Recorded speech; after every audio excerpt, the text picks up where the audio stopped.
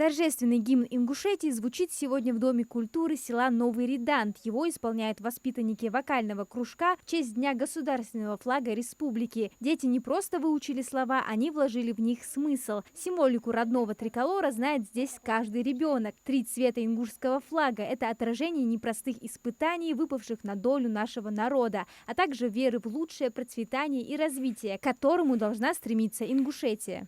Белый цвет означает цвет чистоты, зеленый цвет – это цвет ислама, а красный цвет – борьба с несправедливостью. Мероприятие продолжилось в швейной мастерской. Под присмотром педагога юные рукодельницы осваивают пошив самого главного символа – государственного флага Ингушетии. Мастер внимательно объясняет тонкости работы на машинке, следя за аккуратностью и безопасностью, а девочки старательно учатся. Я хожу в этот кружок, и мы здесь учимся шить. Я только начала сюда ходить, мне понравилось. Что вы тут обычно именно вышиваете? Сегодня мы вышивали флаг Ингушетии, учились шить на машинке. Вот. Сложно ли это было?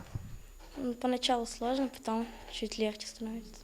На сегодняшний день ингушский флаг занимает достойное место на международных и всероссийских экономических, научных и культурных форумах. Ведь уважение к символу своей государственности в первую очередь уважение к своему народу. По инициативе руководителя швейного кружка Зауровой Хати она сегодня организовала мастер-класс по вышиванию ингушского флага. И, как мы все видели, дети очень хорошо справились с этим заданием. Помимо швейного кружка у нас в ДК еще функционирует 2 кружка. Это изобразительное искусство. Как мы уже видим, дети изобразили российский флаг и ингушский флаг на мольбертах.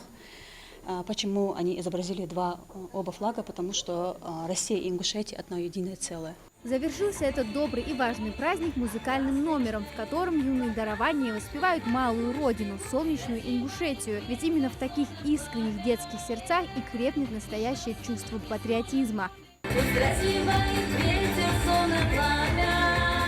Амина Зязикова, Султан Магушков, Магаз 24.